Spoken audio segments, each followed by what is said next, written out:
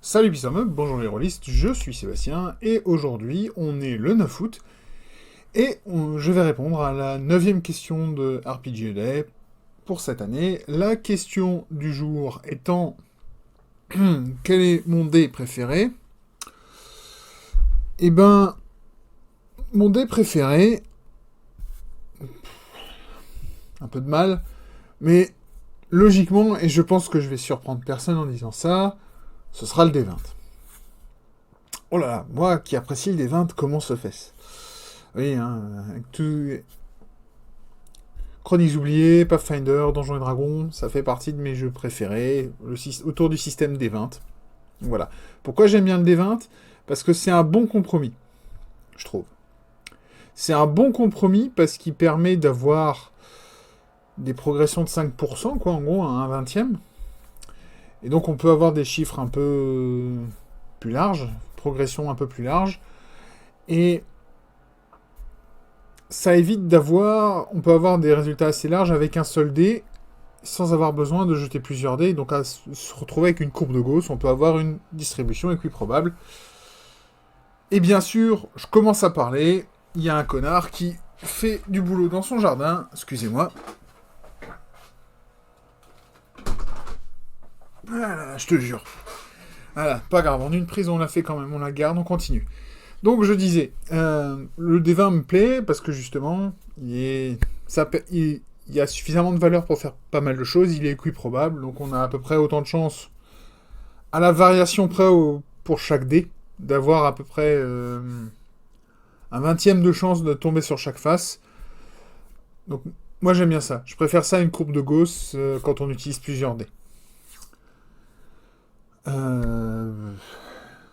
Je vais profiter aussi du mot-clé, donc dé, pour parler un peu plus large, et juste que le dé préféré, parce que le dé a deux fonctions dans le jeu de rôle. La première, c'est forcément introduire de la variation, de l'aléatoire, mais deux, généralement, c'est aussi le moyen, comme je l'avais dit hier, de représenter l'action du personnage.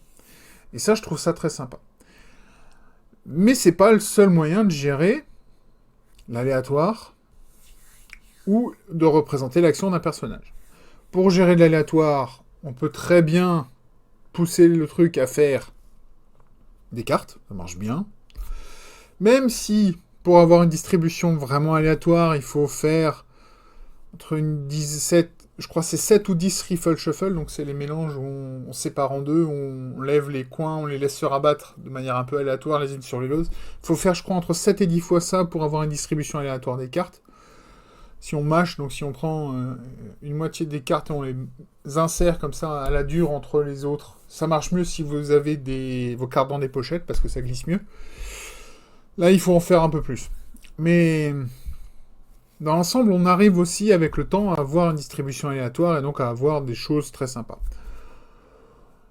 Ou bien, on peut avoir l'autre effet inverse dans les cartes, c'est que, on a une pile de valeurs, et on doit utiliser toutes les valeurs avant d'avoir le droit de remélanger, de réutiliser les valeurs. Ça, c'est aussi un élément intéressant, parce que ça force, en fait, à passer à travers tout le spectre des résultats, avant d'avoir une chance de revoir le même résultat.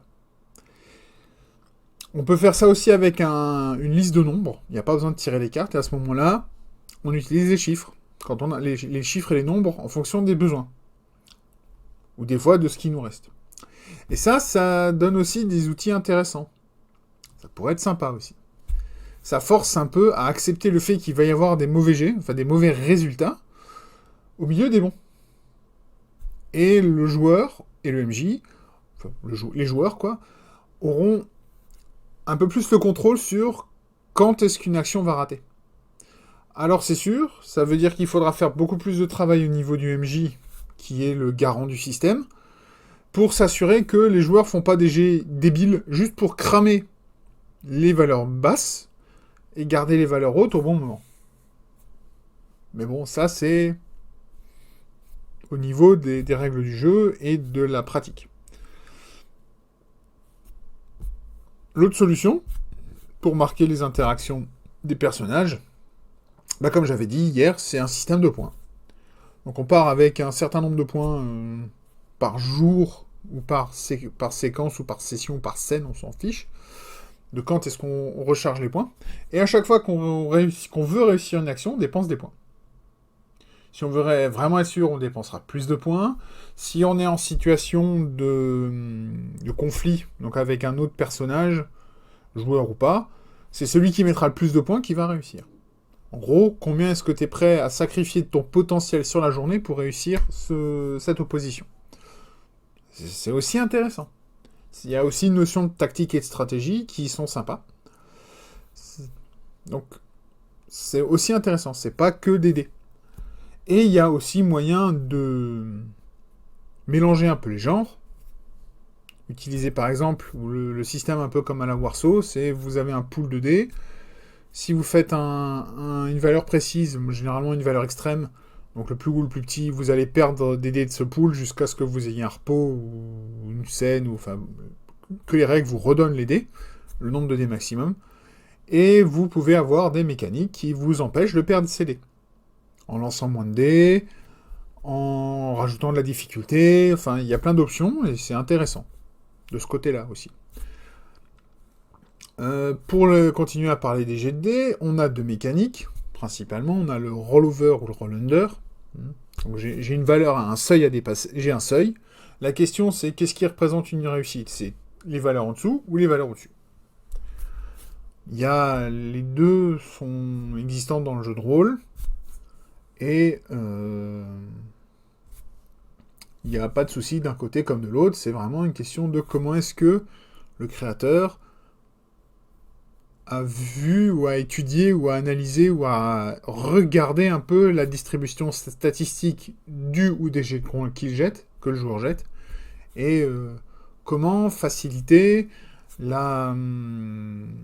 comment avec la montée en puissance du personnage, s'assurer que c'est de plus en plus facile, sans pour autant que ce soit trivial trop rapidement. C'est un peu le problème que j'avais avec mon système. Il y a des jeux qui utilisent un seul dé, un seul type de dé, des 20 précises, par exemple, sauf pour les dégâts, où là on va utiliser n'importe quel type de dé, ça va dépendre de l'arme. Il y a d'autres systèmes qui vont, eux, plus on est compétent, plus on va jeter des dés avec un nombre de faces important, pour montrer la différence de capacité du personnage. Je ne sais plus le nom du système qui fait ça, mais je trouve l'idée intéressante. Je crois que c'était un jeu Marvel. Je crois que c'était un Marvel qui faisait ça. Et ça, j'avais trouvé l'idée sympa. Ça rend le jeu un peu complexe, parce qu'il faut savoir quel dé on doit lancer. Ça simplifie pas les choses, mécaniquement parlant. Mais c'est intéressant. Donc dans la manière de représenter la compétence du personnage. Qu'est-ce que j'ai d'autre là-dessus? Parce que j'ai pas de notes, j'ai rien. C'est vraiment au fil de la pensée. Je pense que j'ai plus ou moins fait le tour. Comme dit, je voulais parler de tout, de rien aujourd'hui, parce que j'avais pas vraiment de choses intelligentes à dire sur le type de dé.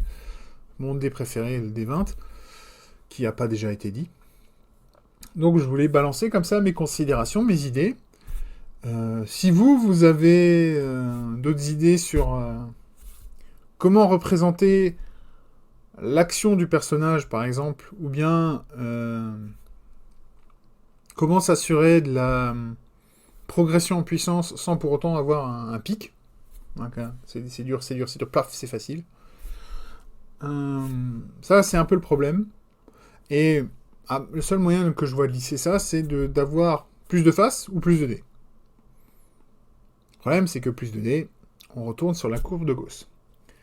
Donc avec une distribution qui est plus équiprobable, mais avec clairement un pic au milieu, où la majorité des dés va avoir lieu, et on va être beaucoup moins régulier sur les extrêmes. En fonction de l'écart type et de la... Enfin bon. Je suis plus assez au terme du côté statistique pour vraiment bien parler de tout ça, donc je vais éviter de dire des bêtises et je vais m'arrêter là. Et je suis déjà presque à 10 minutes. Donc voilà, merci beaucoup pour votre attention. Comme à chaque fois, quand je conclue une de mes vidéos RPG LA, je vous invite à vous lancer, que ce soit à vous lancer sur un nouveau jeu de rôle, à démarrer le jeu de rôle, ou bien à répondre à ces questions. Faites-le en vidéo, faites-le en audio, faites-le par écrit, et n'hésitez pas à le partager, que ce soit sur les réseaux sociaux, sur les communautés que vous fréquentez, ou bien à vos amis et à vos joueurs. Après tout, si ça peut démarrer des débats, enfin pas des débats, mais des discussions, et si ça peut donner à certains des envies de découvrir des nouveaux jeux, bah, l'objectif de RPG A Day est réussi. Voilà. Et en attendant demain, qui sera donc le 10 août, et la 10e question de RPG A Day, je vous dis à tous une nouvelle fois merci de votre attention, à bientôt, peace ball.